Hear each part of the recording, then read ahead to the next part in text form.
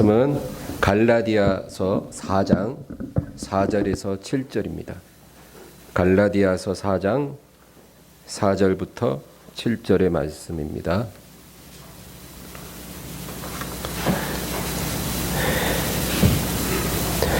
(4절에서) (7절) 말씀을 합독합니다. 때가 참에 하나님이 그 아들을 보내사 여자에게서 나게 하시고 율법 아래 나게 하신 것은 율법 아래 있는 자들을 속량하시고 우리로 아들의 명분을 얻게 하려 하심이라. 너희가 아들이므로 하나님이 그 아들의 영을 우리 마음 가운데 보내사 아빠 아버지라 부르게 하셨느니라. 그러므로 내가 이후로는 종이 아니요 아들이니 아들이면 하나님으로 말미암아 유업을 받을 자니라. 아멘. 할렐루야. 오늘 저는 갈라디아 4장 4절에서 7절 말씀으로 은혜를 나누고자 합니다. 이 남자들이요, 직장 생활을 평생 하고 나면 이제 퇴직을 하잖아요. 퇴직해서 집에 있으면 굉장히 혼란스럽다고 합니다. 평생 직장을 다니고 어느 직장에 어떤 직책의 아무개라고 항상 자기 자신을 생각해 왔는데 이제 회사 그만두고 집에서 가만히 쉬면 내가 누군가 그런 생각이 든다는 거예요. 혼란스럽다는 거예요. 정체성의 혼란이에요. 여자들도 마찬가지입니다. 결혼해서 자식 낳고 기르잖아요. 자식들이 커나갈 때는 정신없어요. 엄마 역할 하랴, 아내 역할 하랴, 살림하랴. 그렇게 평생을 살다가 자식들이 이제 대학 가고 다 크고 또 심지어는 남편까지 세상을 떠나든지 하면 내가 누군가 그런 생각이 든다는 거예요. 그런데 이런 정체성의 혼란은 지극히 정상적인 것입니다.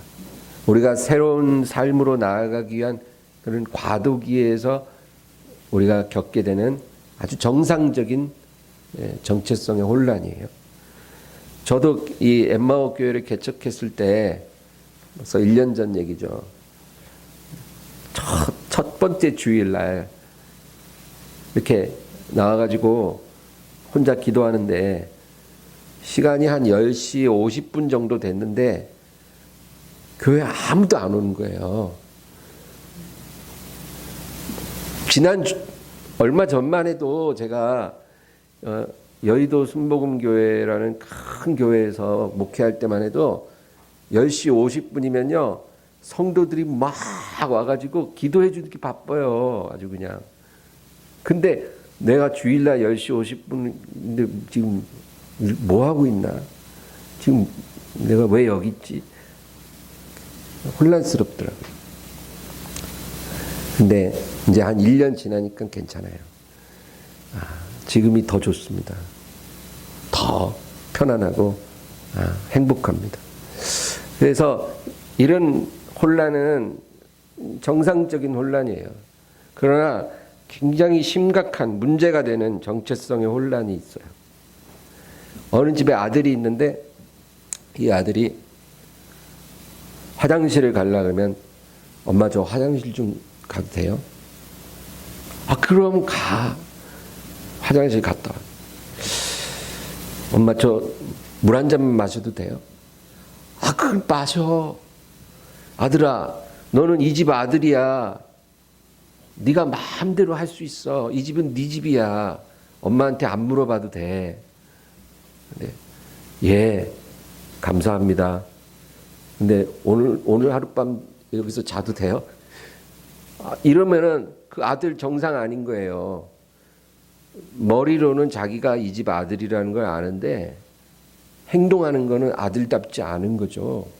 만약에 여러분 자녀가 그러면은 얼마나 문제예요. 그런데 너무나 많은 그리스도인들이 이런 모습으로 살아가고 있다. 그 얘기예요. 하나님을 아빠, 아버지라고 부르잖아요, 우리가. 그죠? 아빠, 아버지 하나님. 그런데 말은 그렇게 하고 머리로는 그렇게 알고 있는데 행동은 전혀 자식같이 행동하지 않아요.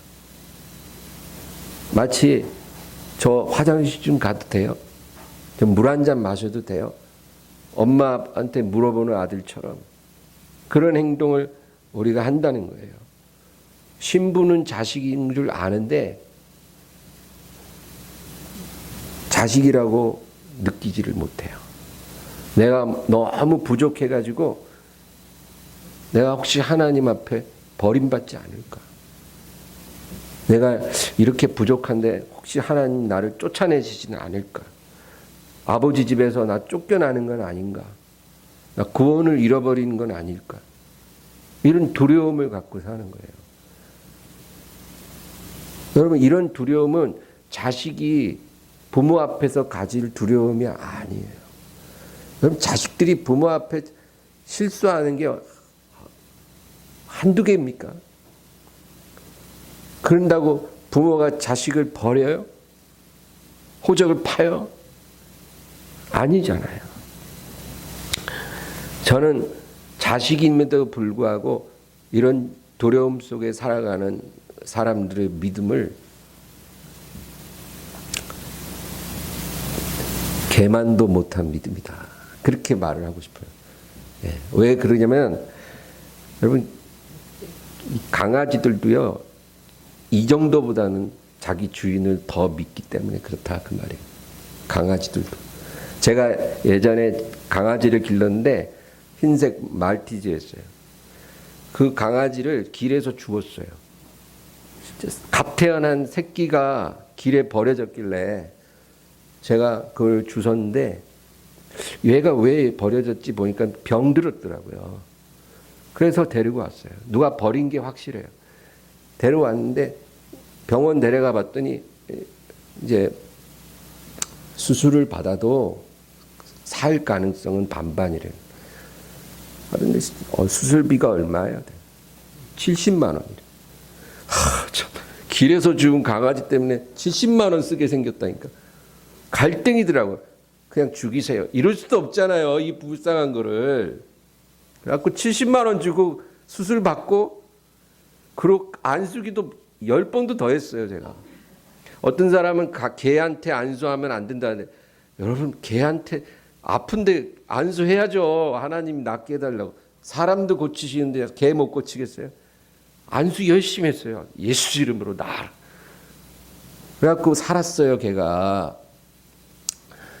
근데 이 개가 이제요, 제가 밖에 나갔다 들어오면 좋아 죽어 막 깽깽깽 하면서 막 퍼쩍퍼쩍 뛰는데 허리까지 막 튀어올라.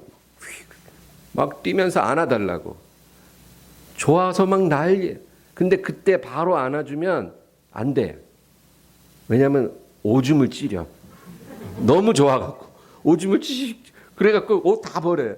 그래서 한두 번 그러고 나서 이제 안 하자. 진정해. 이러고 나서 시간 이제 제가 옷 갈아입고 진정이 되면 그때 안아줘요. 그러니까 저를 너무 좋아해요. 근데 제가 항상 현관문 열고 들어가면 막 튀어나와서 막 좋아서 막 퍼쩍퍼쩍 뛰고 깽깽깽깽 하는 개가 어느 날은 들어가면 조용해요. 안 나와. 그런 날은 어떤 날이냐? 문제가 터진 날이에요. 그래서 거실 딱 보면 벌써 뭐 크리넥스 한 통을 다 물어뜯어갖고 온 집안이 막 눈온 것처럼 하얘. 그러면 이제 걔도 지가 뭘 잘못했는지 아는 거예요. 그래서 안 나와. 걔 이름이 럭키인데, 럭키야 어딨어? 어딨어? 하고 찾아보면 어디 있는지 제가 알아요. 그 소파 밑에 딱 들어가서 안 나와. 그러면 내가 팔을 딱 잡아서 끌고 일로 놔. 그러고는 슬리퍼 하나를 들고 땅을 탁탁 치면서 이게 뭐야? 막 야단을 쳐요. 그러면은 걔가 눈도 못 쳐다봐. 고개 푹 숙이고 눈도 안 쳐다봐요. 평상시 때는 좋아 펄쩍펄쩍 뛰던 게 눈도 못 쳐다봐. 그럼 내가 이게 뭐야? 이게 뭐야? 네가 치울래? 막 이러면서 막 내가 한 몇 분, 1, 2분 야단을 딱 치고는 그러고는 끝이에요. 어쩌겠어. 그리고 이제 청소 다 하고 그러고 나서 이제 소파에 앉아서 딱 보면 걔가 쭈삣쭈삣해. 그러면 럭키야 일로 와 이러면 후다다닥 달려와 갖고 품에 안겨요. 여러분 걔도요 지가 뭘 잘못했다 해서 쫓겨나지 않는 거 안다니까. 내가 뭐 잘못했다고 해서 걔를 잡아먹겠어요? 아니거든. 근데 예수 믿는 사람들 중에 자기가 뭘 좀 잘못하고 부족하면 하나님 나를 버리실까 봐 그렇게 두려워하는 사람들이 많아요. 이런 믿음이 어떤 믿음? 개만도 못한 믿음이다. 강아지만도 못한 믿음이다. 여러분 혹시 그런 믿음이세요? 강아지만도 못한 믿음 갖고 있는 거 아니에요 혹시? 내가 주중에 너무 죄를 많이 졌어. 내가 하나님 앞에 너무 죄송해. 그래서 예배도 좀 쉬어야 될 것 같아. 내가 무슨 낯짝으로 교회를 가냐. 오늘은 가지 말자. 혹시 여러분 그런 믿음이세요? 개보다는 믿음이 좋아야 될 거 아니겠어요? 우리가 실수를 하거나 하나님께 범죄할지라도 하나님은 우리를 미워하거나 내쫓지 않아요. 믿으십니까? 하나님은 우리를 야단은 치세요. 제가 슬리퍼로 땅을 탁탁 치면서 이게 뭐야 막 이런 것처럼 하나님도 우리를 야단을 치시지만 내쫓지 않는다. 우리를 포기하지 않는다는 거예요. 예레미야가 3장 3절에 이는 주께서 영원토록 버리지 않으실 것입니다. 할렐루야. 영원토록 우리를 버리지 아니하시리라. 하나님이 우리를 택하신 다음에는 우리를 버리시지 않아요. 우리가 잘못했다고 실수했다고 똑같은 죄를 자꾸 반복해서 지었다고 해서 우리를 포기하지는 않으시는 거예요. 영원히 우리를 버리는 일은 없어요. 우리가 하나님을 버리는 거지 하나님이 우리를 버리시진 않아요. 적어도 하나님 자식이면 이 정도 믿음 갖고 살아야죠. 이 정도 믿음도 없는데 여러분 왜 믿어요? 무서워서 믿어요? 그러면 안 된다는 거예요. 하나님 아버지 할 때는 정말 내가 하나님 자식이라는 것을 믿어야 돼요.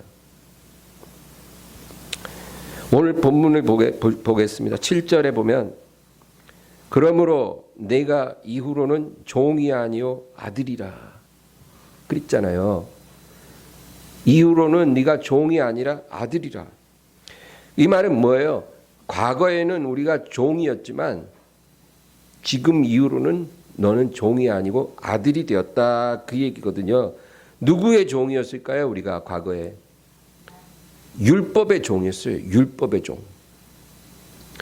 율법을 우리가 범하면 율법에 빚을 진 거거든요. 그러면 빚을 못 갚으면 종 되는 거예요. 그러니까 우리가 율법적으로 어떤 죄를 엄청 많이 지었었거든요. 지금까지. 근데 그 죄값을 우리가 갚을 수 있냐면 못 갚아요. 못 갚으면 체주의 종이 되는 거예요. 그래서 우리가 다 율법의 종으로 살아왔다는 거예요. 그런데 하나님이 그 아들을 보내사 십자가에서 그 빚을 다 청산했어요. 다 갚아버렸어요. 원금도 갚고 이자도 갚고 그리고 지불 보증서를 다 불태워버렸어요. 그러니까 이제는 우리가 율법의 종이 아니라 뭐예요? 하나님의 아들 된 거예요.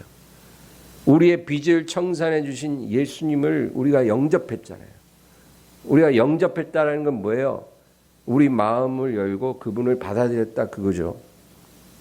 그래서 예수님이 우리 안에 들어와 계시기 때문에 우리의 빚을 갚으신 하나님의 아들 예수님이 우리 안에 계시기 때문에 우리도 하나님의 아들이에요. 이젠 율법의 종에서 하나님의 아들로 우리가 변화됐다. 예수님과 연합되었기 때문에 하나님의 아들이에요. 우리가 그렇게 변화됐다라는 것을 우리가 알아야 된다는 것입니다.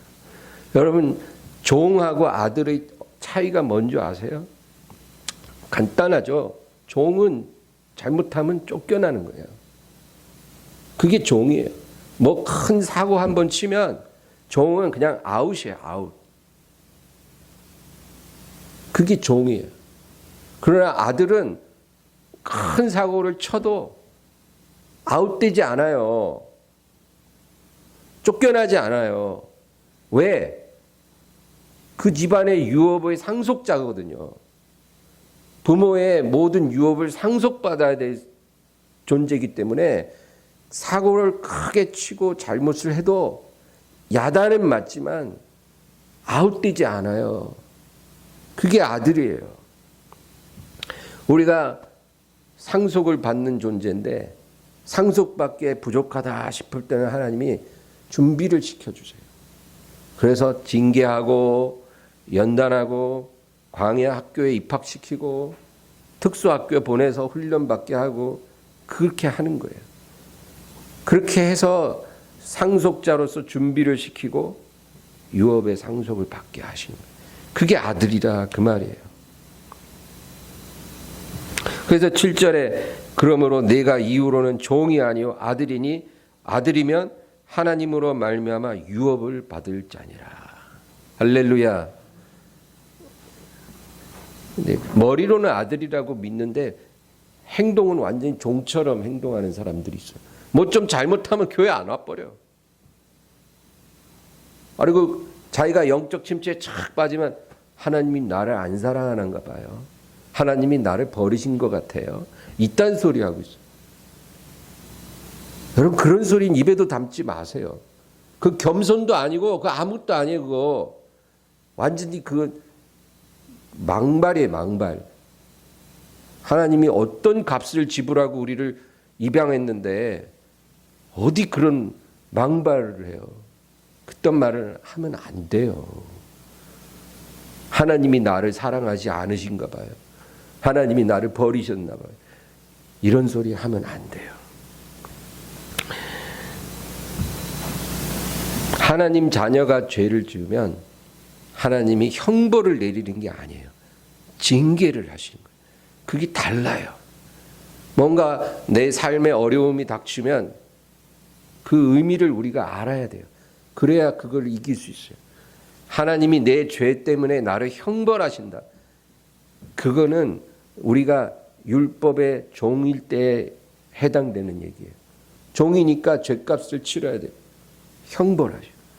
그러나 우리는 종이 아니라 아들이기 때문에 우리가 죄를 져도 형벌하시는 게 아니고 우리를 더 온전히 만드시기 위해서 징계하시는 거예요. 연단하시는 거예요. 그래서 그거를 우리가 기쁘게 여겨야 되는 거예요. 하나님의 징계를 기쁘게 여기고 감사히 여긴 그런 마음을 가져야 된다. 오늘 본문 4절 5절을 우리 다 같이 한번 다시 읽어보겠습니다. 4절 5절입니다. 때가 참에 하나님이 그 아들을 보내사 여자에게서 나게 하시고 율법 아래 나게 하신 것은 율법 아래 있는 자들을 속량하시고 우리로 아들의 명분을 얻게 하려 하심이라. 아멘. 예수님께서 저와 여러분에게 아들의 명분을 주기 위해 이 세상에 오셨다 그 말이에요. 아들의 명분. 그러니까 참 아들은 예수님 한 분이에요. 하나님의 진정한 아들은 예수님이에요. 그런데 우리는 아들이 아닌데 우리에게 아들의 명분을 주기 위해 이 세상에 예수님이 오셨다. 그러니까 아들이 아닌 우리를 예수님이 오셔서 아들이라 불러주시는 거예요. 아들로 법적 신분이 변화된 거다. 그 말이에요. 그리고 법적으로 아들 됐기 때문에 어떻게 돼요? 상속을 나누는 거예요. 하나님 아버지가 예수님께 넘겨주는 그 나라의 상속을 우리도 법적으로 하나님의 아들이 되었기 때문에 예수님과 함께 그 모든 유업을 상속받고 나누게 되는 거예요. 그러니까 진짜 아들이에요. 우리가 그런 존재가 되었다. 그 얘기를 하고 있는 거예요. 우리가 하나님 앞에 죄를 범하면 여러분 어떤 일이 일어날까요? 죄를 지으면 마귀가요 바로 와서 기소장을 써요. 검사가 죄인을 조사하고 나서 기소할 때 그 기소장을 쓰는 것처럼 마귀가 그 전공이에요. 전공. 그래서 우리를 향한 기소장을 쫙 쓰는데 우리의 과거 다 뒷조사해갖고 어디 가서 뭐하고 어디 가서 뭐하고 어디 가서 뭐하고 어디서 무슨 말하고 어디서 무슨 말하고 누구랑 통화하고 무슨 문자하고 아주 그냥 탈탈탈탈 털어갖고 먼지 하나까지 안 남기고 다 털어서 우리가 지은 죄를 다 적어요. 그래서 마귀가 적은 기소장만 보면 가망이 없어요. 죄가 너무 많은 거예요. 그리고 마귀가 마지막에 형을 내려요. 이 사람은 이와 같은 죄를 범법 행위를 하였기 때문에 사형에 해당합니다. 그렇게 마귀가 우선 자기가 판결을 내려요. 그건 틀린 말은 아니에요. 율법 몇 조 몇 항 위반, 율법 몇 조 몇 항 위반, 율법 몇 조 몇 항 위반 쭉 나열한 다음에 율법에 이런 사람은 반드시 죽일 것이라 이렇게 기록되어 있으니까 이 사람은 반드시 사형에 해당됩니다. 그렇게 해서 기소장을 써가지고 재판장이신 하나님 앞에 쫙 가서 내민다니까요. 그러면 하나님께서 그 기소장 딱 받고 마귀에게 두 가지를 얘기해요. 첫째는 이 사람은 이미 2000년 전에 갈보리 십자가에서 죄값 청산이 완료됐다. 여러분 갈보리 십자가는요. 시간과 공간을 초월하는 그런 능력이 있어요. 그래서 그 한 번의 사건이 예수님을 구주로 영접하는 모든 사람의 죄를 시간을 초월해서 다 청산하는 거예요. 그러니까 하나님이 마귀 앞에 딱 그 얘기를 하는 거예요. 2000년 전에 이미 죄값 지불됐다. 그 얘기를 하시고 그 다음에 이 사람은 예수 그리스도를 영접한 순간 예수와 연합했기 때문에 하나님의 아들이 되었다라는 거예요. 하나님의 아들이 되었기 때문에 죄를 범해도 심판받지 않는다는 거예요. 여러분 이게 중요해요. 하나님의 아들이 되었기 때문에 그냥 뭐 신분만 바뀌고 그게 아니라 하나님의 유업을 상속받는 것만이 아니라 심판에서 면제돼요. 아까 얘기했잖아요. 종은 큰 죄를 범하면 쫓겨나지만 아들은 징계를 받지 쫓겨나는 법은 없다고. 하나님의 심판을 받지 않고 상속자이기 때문에 적절한 훈계와 교육을 받고 연단을 받게 되는 거예요. 왜? 상속을 받기 합당하도록. 예수 믿는다고 해도 옛사람이 막 그대로 남아있으니까 개차반이잖아요. 자기 마음대로 행동하거든. 그러니까 하나님이 징계하시고 학교에 보내서 교육받으시는 거예요. 그거예요. 하나님이 여러분을 미워버린 게 아니에요. 하나님, 내 삶을 보세요. 이 지경인데 하나님이 나를 사랑하신다고 제가 믿을 수가 없어요. 믿어야 돼요. 하나님은 우리를 한 번 자녀 삼았으면 버리는 법이 없어요. 지금 내 상황이 이렇게 어려워진 거는 내가 하나님을 너무 거역하고 하나님을 아프게 하니까 하나님이 나를 사람 되게 하려고 사람 채찍과 인생 막대기로 우리를 교육하시는 거예요. 말 들을 때까지, 순종할 때까지,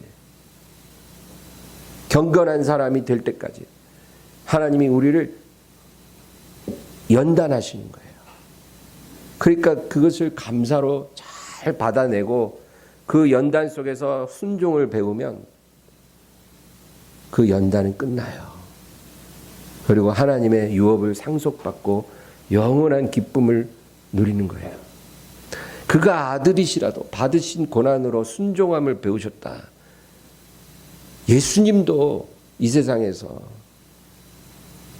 고난 가운데 순종을 배우셨다고 하는데 우리는 당연한 거 아니겠습니까? 잘 나가고 형통하면 순종 못 배워요. 교만해지지. 그러나 어렵고 힘들고 낮아지면 그때 우리가 순종을 배우고 하나님 경외하는 법을 배우게 되는 거거든요. 그러니까 하나님이 상속자를 훈련시키지 않겠냐고요.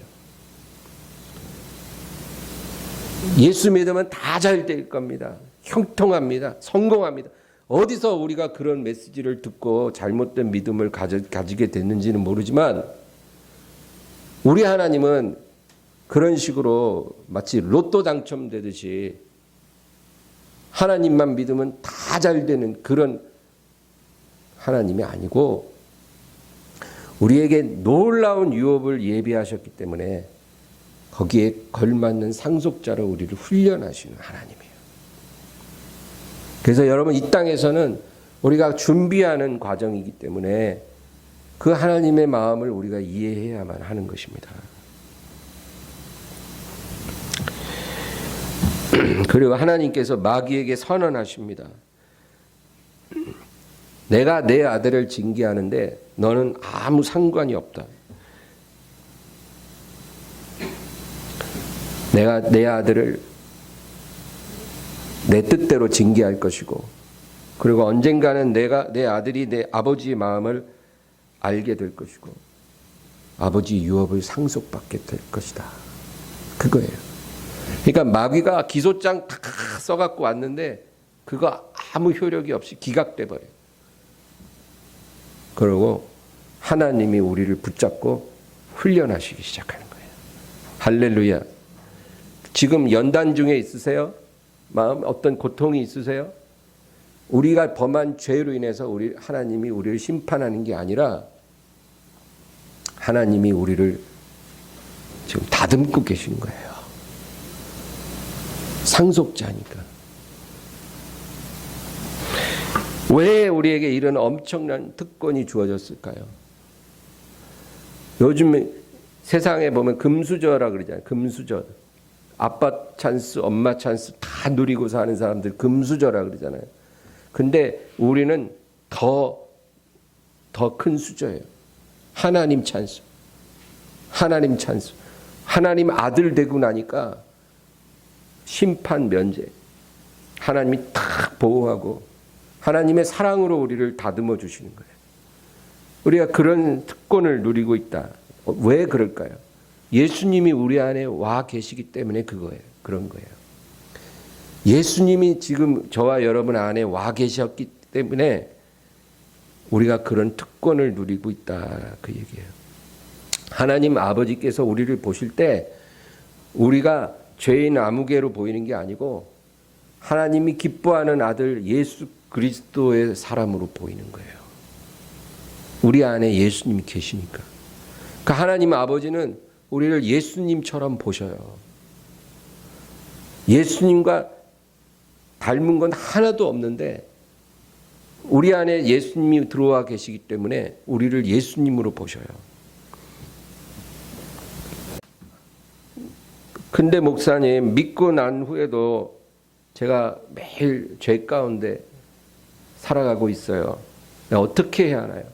믿고 나면 뭔가 좀 변화돼야 되는데 제 삶은 예전이나 지금이나 별로 변화된 것 같지 않은 것 같아요. 제 자신이 너무 실망스러워요. 제가 이렇게 살다가 구원을 잃어버릴까 두려워요. 주님 오실 때 제가 이 세상에 남겨질까 봐 너무 두려워요. 이런 질문을 할 수 있거든요. 그렇죠? 내가 너무 부족하니까. 마귀가 우리 마음속에 계속 위축되게 하거든요. 너 믿음은 가짜야. 너 믿음은 하나님이 인정하는 믿음 아니야. 네가 하나님 앞에 믿음이 제대로 됐다면 지금같이 형편없는 모습으로 살면 안 되는 거 아니니? 마귀가 그렇게 우리에게 속삭이면 내 구원을 내가 잃어버리진 않을까 두려워요. 여러분, 그런 마음이 들어올 때 딱 두 가지만 기억하세요. 첫째는 가출하지 말라. 그거예요. 가출하지 마라. 우리가 아무리 죄를 지었고 잘났든 못났든 간에 아버지 집을 가출하면 안 돼요. 아버지 집에 있어야 돼요. 제가 아까 강아지 얘기했잖아요. 온 집안을 휴지로 가득하게 해놨어요. 주인님 들어오면 아빠지. 아빠 오면 이제 죽은 목숨이야. 근데 그 개가 소파 밑에 있으니까 야단 좀 맞고 끝났잖아요. 근데 만약에 현관 밖으로 나갔으면 어떻게 돼요? 그 어리석은 짓이에요. 소파 밑에 있다가 주인님 아빠 오면 야단 맞고 끝나야지. 현관 밖에 나가면 그냥 보신탕이에요. 요즘은 강아지도 먹는데요. 개 좋아하는 사람들은 큰 게 작은 게 잘 안 가린다네. 입맛 다신대요. 어떤 개든. 현관 밖에 나가면 그냥 보신탕이에요. 뭐 아무리 뭐 사람 말 잘 들어도 소용없어요. 그냥 보신탕이에요. 그러니까 가출하면 안 된다 그 말이에요. 잘못하도 아버지 집에 머물러라. 우리가 가출하면 우리가 스스로 돌아올 때까지 하나님 기다릴 수밖에 없어요. 하나님이 우리 가출하면 멱살 잡고 끌고 갔죠? 안 그래요. 하나님 그렇게 우리를 다루지 않아요. 우리 스스로 깨닫고 돌아올 때까지 기다려주세요. 그런데 우리가 깨달기 전에 밖에 나가서 험한 꼴 당해요. 그 탕자가 먼 나라 가서 나중에 어떻게 됐어요? 돼지 먹는 쥐염 열매로도 배를 못 채웠어요. 그런 꼴 당하는 거예요. 가출하면. 그러니까 여러분, 아무리 부족해 보여도 가출하지 말고 아버지 집에 머무르시기 바라요. 그거 명심해야 돼요. 아버지 집에 있으면 살아요. 누가 꼬시더라도 집 나가지 마세요. 집에 머물러요. 두 번째는 매일매일 발을 잘 씻어야 돼요. 매일매일 발을 잘 씻어요. 여러분, 요한복음 13장에 예수님이 제자들 발을 씻어주셨잖아요. 이 발을 왜 씻어줬는지 아세요? 뜬금없이 갑자기 예수님이 왜 발을 씻어주셨으며 그게 성경에 왜 기록됐는지 아세요? 그 발 씻어주는 거는 우리 매일매일의 회개를 의미하는 회개. 그래서 제자들을 앉혀놓고 발을 탁 예수님이 씻어주시는 거는 우리 매일의 죄를 씻어주신다 그 말이에요. 친히. 그런데 베드로가 그 의미를 모르니까 너무 황공하니까 주여 제 발을 왜 씻어주시나이까 그러지 마옵소서. 그러니까 예수님이 내가 네 발을 씻어주지 아니하면 너와 내가 아무 상관이 없느니라. 그래요? 그러면 발만 씻어주지 말고 내 머리와 손도 다 씻어주세요. 그러니까 예수님 뭐라 그러냐면 이미 목욕한 자는 발밖에 씻을 필요가 없느니라. 온몸이 깨끗하니라. 그렇게 말씀하시거든요. 이게 무슨 의미예요? 이미 목욕한 자는 온몸이 깨끗하기 때문에 발만 씻으면 된다 그 말이에요. 우리가 예수님 믿으면 우리가 거듭나고 하나님 자녀가 되면 온몸이 깨끗해진 거예요. 예수님의 피로 온몸을 씻은 거예요. 영혼이 거듭나서 구원을 받은 거예요. 그렇기 때문에 다시 재차 온몸을 씻을 필요가 없어요. 그러니까 어떻게 해요? 발만 씻으면 돼요. 발은 밖에 나갔다 들어오면 씻어야 되잖아요. 그러니까 우리가 예수 믿고 구원받은 하나님 자녀지만 이 세상에서 살아갈 때 매일매일 더러워지거든요. 그 죄를 잘 씻으라 그 말이에요. 그날 하루의 죄를 그날 잠자리 들기 전에 씻고 자라. 발 씻고 자라. 그 얘기예요. 그러니까 여러분 발 잘 씻으세요. 두 가지. 가출하지 말고 발 잘 씻고 이 두 가지만 명심하면 하나님께서 버리시는 일이 없어요. 우리가 아무리 부족해도 하나님이 우리를 내치지 않고 구원해서 이탈되는 법이 없다. 믿으시기 바랍니다. 여러분 이 자녀의 특권이 얼마나 감사해요. 이 믿음 안에서 담대해지기를 바라요. 형편없는 죄로 넘어졌다 할지라도 다시 일어나세요. 발 씻듯이 그 죄를 씻고 야단 맞아도 아버지 앞에서 야단 맞고 그러고 일어나세요. 하나님은 한 번도 미워한 적 없고 우리를 싫어버린 적이 없어요. 만약에 우리가 죄 짓고 잘못했다고 하나님이 우리를 팍 버려버릴 정도의 하나님이면 아들을 주셨겠어요? 그 정도밖에 안 되는 자비로 우리를 대하시려고 그 아들을 십자가에 내주셨겠어요? 그 아들의 십자가 희생이 얼마나 값어치가 큰데 그 값을 주고 우리를 샀는데 우리의 빚을 다 청산하셨는데 우리가 실수 좀 하고 죄졌다고 해서 우리를 그냥 포기하겠냐고요. 그럴 리 없잖아요.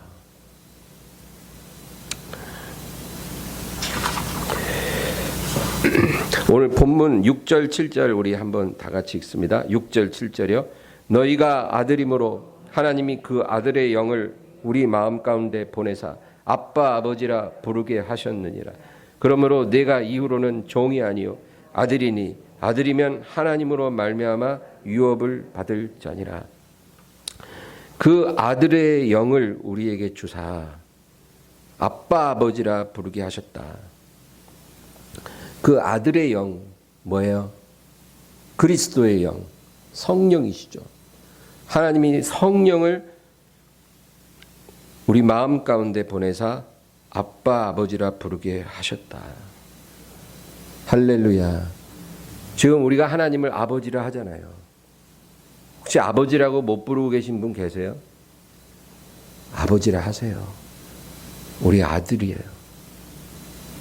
그런데 이 세상에서 굉장히 잘 나가는 사람들도요, 이 말을 못 한다니까요.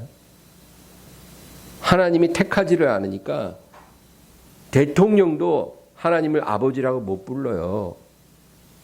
그러니까 그런 사람들보다 우리가 얼마나 큰 복을 받은지 몰라요. 하나님을 아버지라고 부를 수 있다는 거. 그거 그냥 저절로 안 나오거든요. 여러분 불신자들 보고 하나님을 아버지라고 믿니? 불러봐 하면 못 불러요. 그 사람들. 그 쉬운 거를 못해요. 근데 우리는 그 말이 너무나 자연스럽거든요. 정말 하나님이 우리 아버지인 걸 믿거든요. 그 믿음이 저절로 생긴 게 아니라 그 아들의 영을 우리 마음에 부으사 하나님을 아빠 아버지라 부르게 하시고 그러므로 이후로는 너희가 종이 아니라 아들이니 하나님의 유업을 상속받을 자니라. 할렐루야. 굉장한 특권이에요. 특권.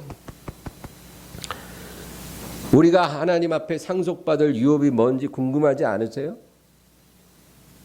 궁금하지 않으세요? 지금은 아직 아니에요. 주님 재림하시면 우리가 주님 앞에 서서 받을 상속이에요. 그거 굉장히 좋은 거예요. 이 세상에서 모든 것을 가진 어떤 사람보다도 우리가 받을 상속이 훨씬 더 좋은 거예요. 할렐루야. 여러분 천국 가면 주님 나라 임하면 뭐 그냥 흰옷 입고 그냥 휙 날아다니고 그럴 것 같죠? 그렇게 막연한 게 아니라 실제 우리 몸을 갖고 있어요. 지금의 몸하고는 달라진 몸이지만 만져지는 몸이고 음식도 먹을 수 있는 몸이고 모든 즐거움을 누릴 수 있는 그런 몸을 하나님이 주셔요. 늙지도 않고 죽지도 않는 병들지도 않는 몸을 주셔요.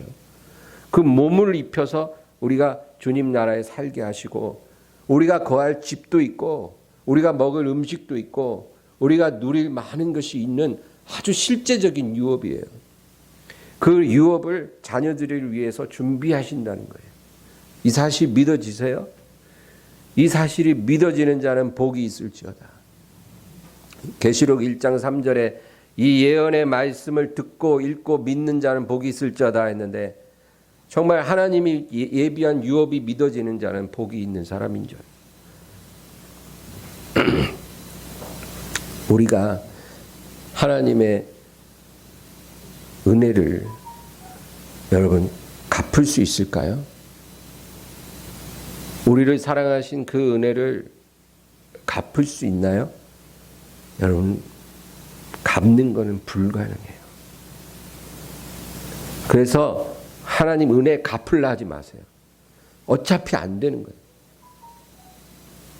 그 못 갚아요. 내가 하나님 은혜에 갚으려고 교회에 나갑니다.